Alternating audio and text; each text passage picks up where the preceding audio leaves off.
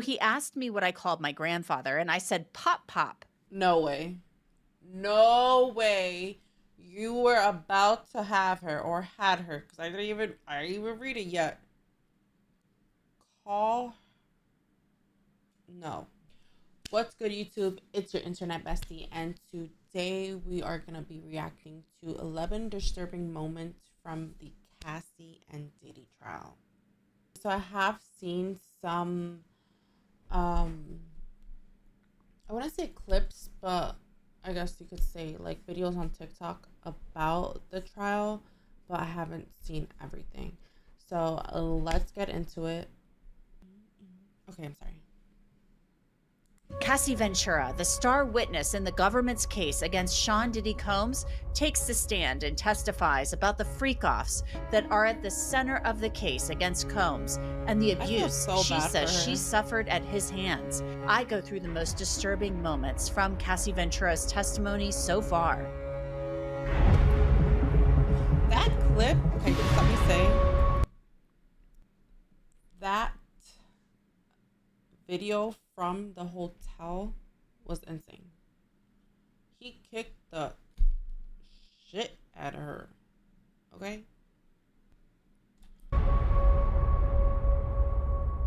Welcome to Crime Fix. I'm Anjanette Levy. I just wanted it to be over. That's what Cassie Ventura told the jury in Sean Combs' trial about the freak-offs. The freak-offs were those sometimes days-long sex parties that Ventura would take part in with male sex workers. Ventura said Sean Combs directed the freak-offs, and she and Combs would find these male sex workers to take part in them using Craigslist. Ventura said Combs dictated everything: the use of baby oil, the sex acts that Ventura engaged in with the escorts, the Sitting there and directing a freak off is insane.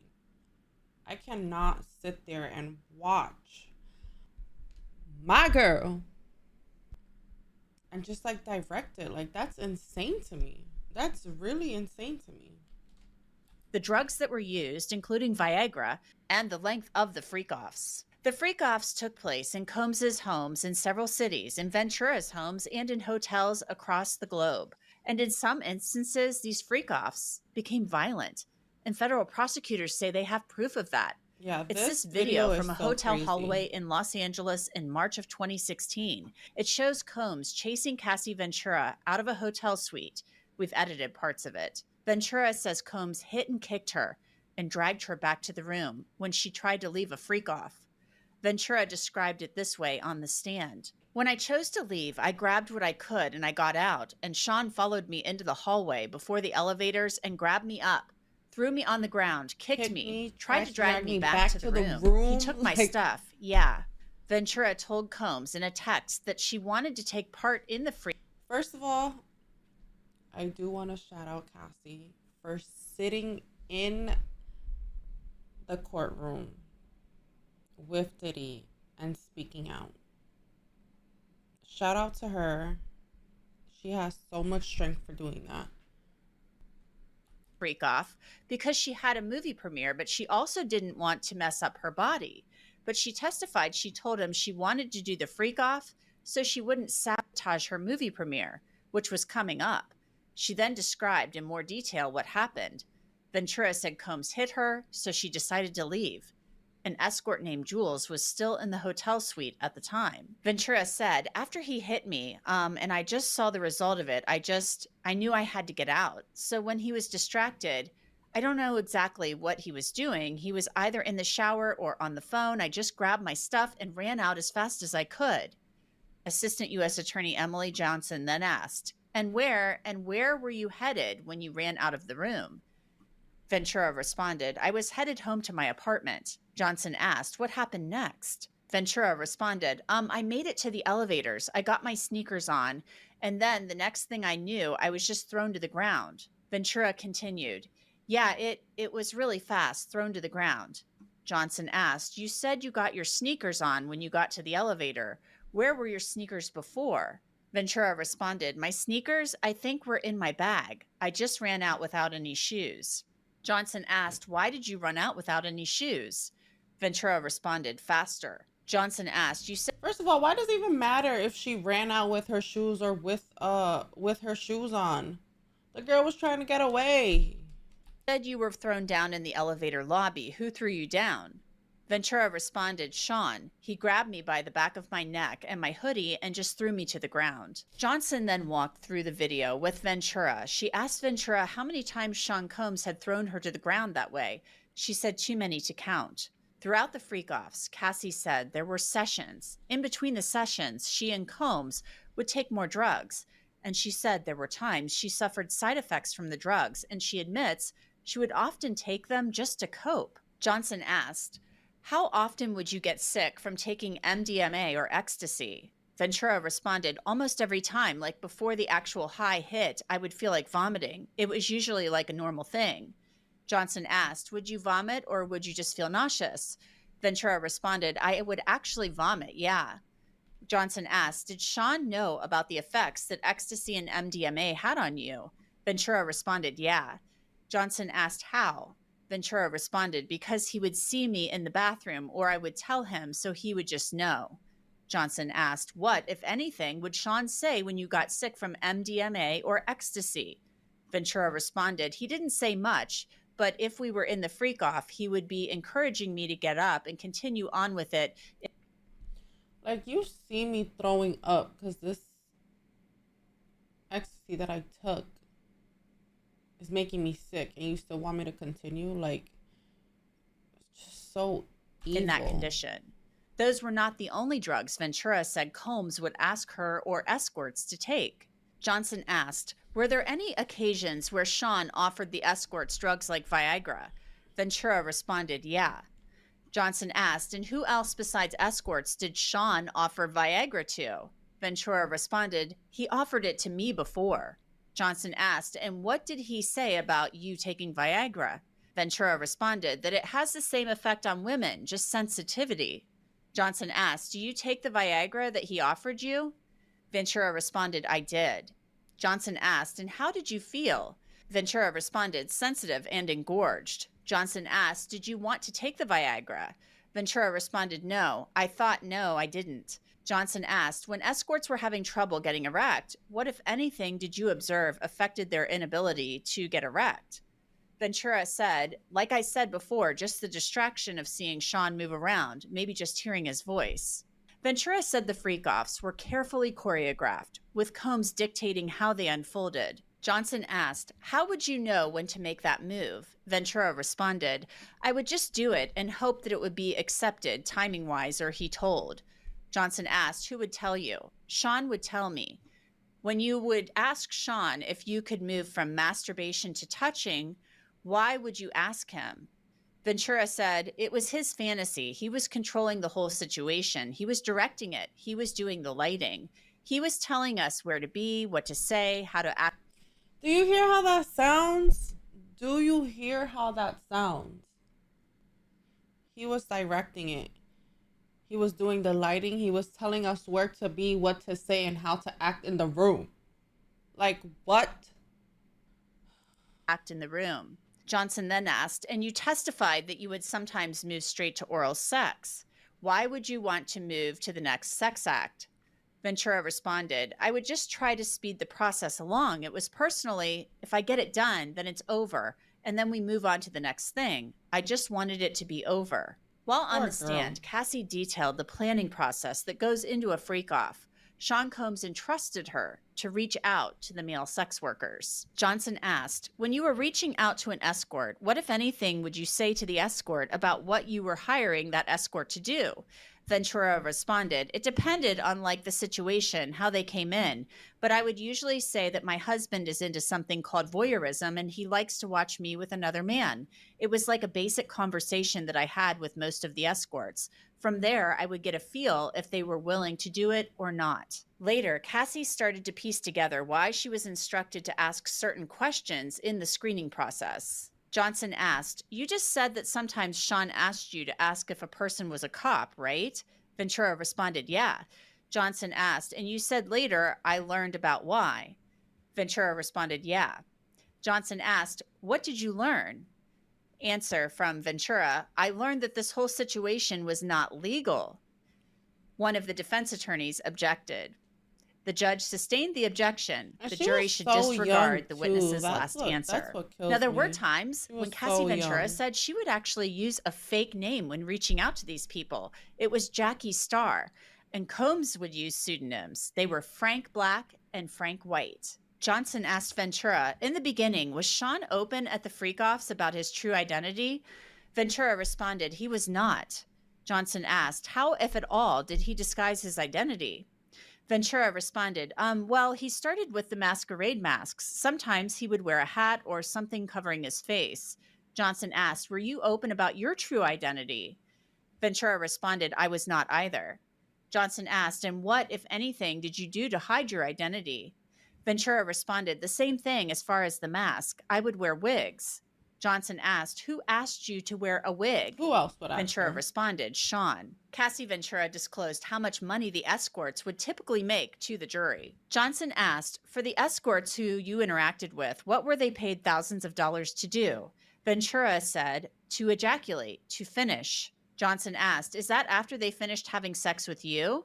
Ventura responded, after having sex, after a long session. Johnson asked, and for all the dancers you interacted with at freak-offs, were those individuals paid as well? Ventura responded, yes. Johnson asked, how much were those dancers paid when they came to freak-offs?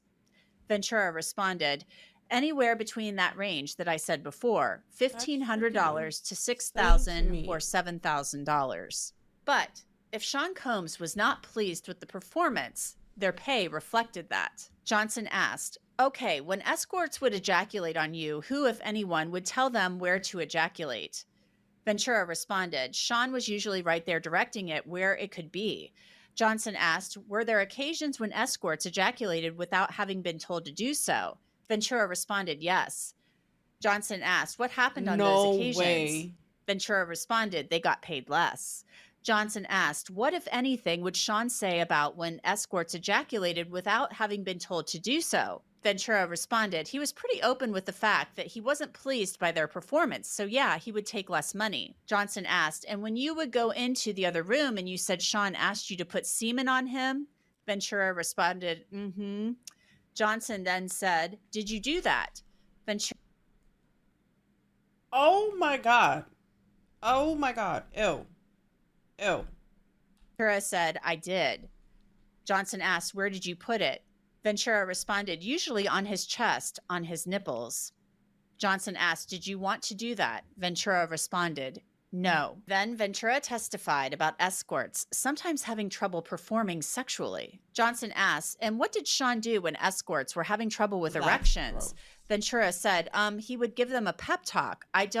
At the end, they definitely didn't get paid the normal amount. I know that. Johnson asks, how do you know that? Ventura responded, because he would tell me and he would tell them as well. It wasn't really a secret. Johnson asks, when you say he, who is he? Ventura responded, Sean. Now, we all heard about the obscene amount of baby oil found at Sean Combs's property during those raids back in March of 2024. But now Cassie's testimony puts that amount of baby oil into context. Johnson asked, you mentioned that the baby oil was used because you had to be glistening. Ventura responded, mm-hmm. Johnson asked, who told you that you needed to be glistening? Ventura responded, Sean, it was his preference. Johnson asked, how frequently would baby oil be applied to be glistening? Ventura responded, every 5 minutes. It was a lot. No. Johnson asked, what, if any, comments would Sean make about needing to apply baby oil? Ventura responded, he would, if he felt like you were too dry, he would let you know. Johnson asked, what would he say? Ventura responded, he would say, you're too dry. You need to put more oil on, or you need to be glistening. You need to be, you need to be shining. Yeah. Due to the demand, it makes sense why Sean Combs had more than 1,000 bottles of Johnson & Johnson baby oil at his home. Johnson asked, approximately how many bottles of baby oil would be used in a typical freak-off? Ventura responded, a lot. I would say definitely somewhere close to 10. Johnson responded, what size were those bottles? Ventura responded, the larger size bottles. Johnson asked, were there freak-offs where you ran out of baby oil? The defense objected. Your Honor, at this point, it's getting a little cumulative. The judge responded, "Let's see if we can wrap this up and move on." Johnson followed up with the question, "You also mentioned Astroglide. How was that used at the freak-offs?" Another objection came from the defense. "Irrelevant." Emily Johnson said, "Your Honor, it's a supply." And the court then went to sidebar. At one point, Ventura described how Sean Combs set up an elaborate freak-off using a blow-up pool at a hotel in Beverly Hills. Assistant U.S. Attorney Emily Yeah, that's Johnson what I asked seen the Ventura, clip of on "What TikTok. concerns did That's you have about crazy. not getting into the Evidence, pool with the baby crazy. oil?" Ventura responded, "That, among other things, just his temper. If that is something that he wanted, Sean wanted to happen, that's what was going to happen. There wasn't another way around it." Another way Combs exerted control over Cassie Ventura, according to her testimony, there was a period early on in our relationship where he wanted me to have a nickname for him, and I didn't want to call him anything that anyone else had called him. So he asked me what I called my grandfather, and I said, "Pop Pop." Emily Johnson asked, No way. No way. You were about to have her or had her, because I didn't even read it yet. Call. No. Just no. Oh my God. "How did you feel about calling Sean the same name you called your grandfather?" Ventura responded, "I thought it was weird at the time, and now I just feel like it was disrespectful." Federal prosecutors Wow. also brought in photos from Cassie Ventura's electronic devices that showed bruises that she says she suffered at the hands of Sean Combs. In one photo taken in Toronto, she claimed that she had to cover her eye with her hair because of a bruise. She also described for the jury having a freak off in New York and taking the drug GHB and blacking out, going into what she called a G hole. She said she came to and was naked in a bathtub, and Combs and a man named Dave were freaking out. Ventura also described a time on a flight where she traded her seat to get away from Combs, but he found his way to her and showed her videos of the freak-offs, Damn, this threatening to poor release girl them can if never he get left away her. from I this want to bring in guy. Rich Schoenstein. He is a trial attorney, and he has been following the Sean Combs trial very closely. How do you think that Cassie Ventura's testimony is coming across so far, Rich? We only have transcripts, but what she is describing is a relationship in which she was in love with a man who was then trying to get her or forcing her, coercing her, and that's part of the statute, to take part in these freak offs. Yeah. And this entailed physical and verbal emotional abuse when it didn't go the way he wanted it to. Right. So, we only have the reports from the scene, which have been very helpful in kind of following this trial. Multiple people who were in that courtroom reporting as it goes. And it sounds like she's doing a pretty good job testifying. The reports are that she's well spoken, soft spoken, that she didn't look at Combs directly when she came into the court. So she's a little bit low key, which I think is the right look for this. And the prosecution is using her expansively, not only as a witness about the abuse she suffered, allegedly, but about the nature of his alleged criminal enterprise and the people under his command and all sorts of other things. So she's covering an awful lot of ground. It's hard to know exactly how that's hitting the jurors. Mm-hmm. One of the quotes from her was, "When you really care about somebody and you're in love with them, you don't want to disappoint them." And she was talking about, participating in these freak offs. And so she's wiping away tears as she says this, according to the reports coming out of the courtroom and according to the transcripts. I'm sure it was so hard for her to like try to get away. Like, I've seen like a lot of I guess like comments and stuff like saying, oh, like clearly she liked it if she stayed.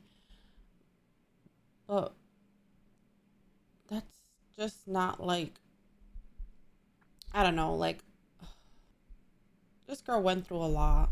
Obviously, if her abuser is literally abusing her, she's gonna try everything she can to make this guy happy so she doesn't have to go through her abuse, so he doesn't beat her and all this other thing. So yeah, I've seen these weird ass comments saying, oh, but she liked it, this, that, and the other, and it's just like, Y'all clearly don't know how abuse works. Y'all clearly never been through a situation like that, and it's just like y'all are weird. Y'all weird. Um, so she's describing, there's a dynamic here between her and Combs. There's an age difference. There's a power difference. Obviously, he's one of the most powerful people in the Yeah, that girl entertainment was so industry. She young. says she's in love They with met him. at like She gets 19. roped into these freak offs. We saw the video. The video plays for the hotel video with the beating plays for the jury. That's got to be pretty powerful stuff for a jury to see that video and then listening to Cassie talk about this.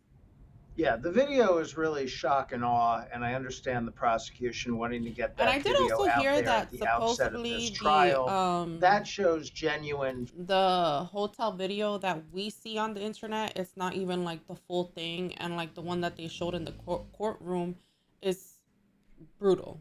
Physical abuse. There's really no way around that. The rest of the story is more complicated. They're in a long term relationship. She says she loves him. It sounds like maybe he loves her.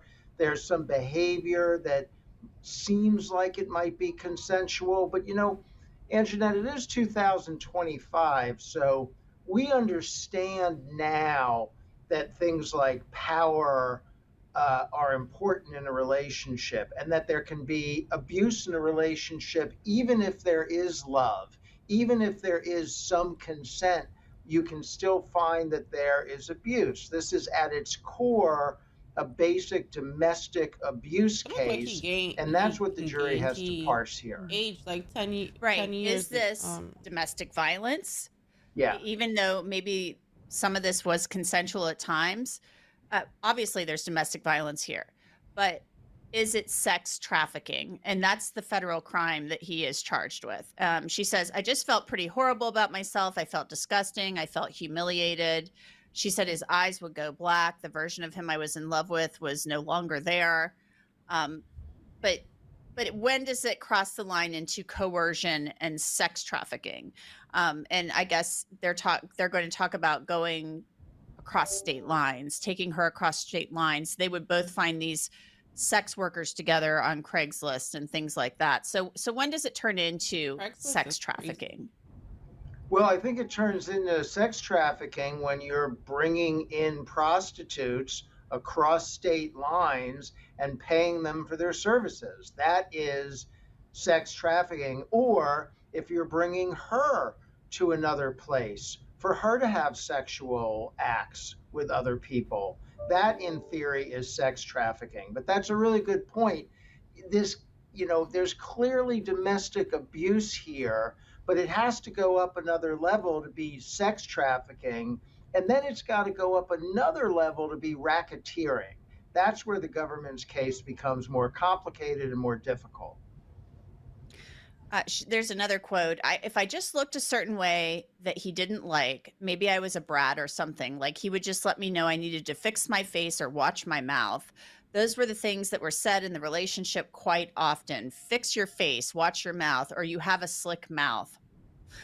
These are all hallmarks of domestic violence.